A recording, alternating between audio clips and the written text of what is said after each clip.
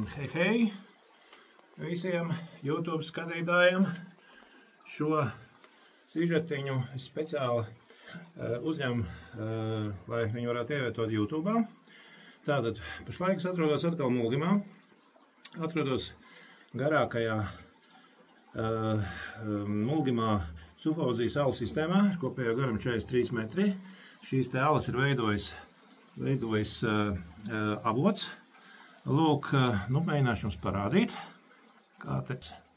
Tā bija alas ieeja. Pa šeieni es ienācu.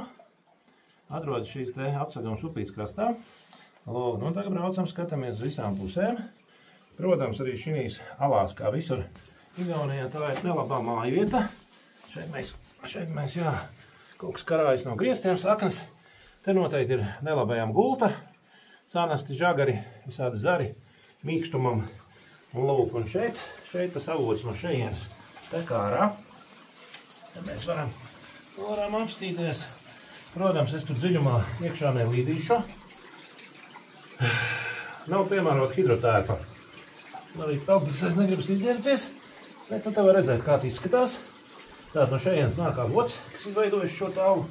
Tagad skatīsimies, uz kurien tas avots īsti aiztek. Kaut kā diezgan neveiksmīgi esmu sagriezies, bet, cerams, gan jau. Lūk, un te viņš uz šo pusīti tek ārā. Priekšā mums vēl zirnekļa tīkls ir. Lūk. Un pa turieni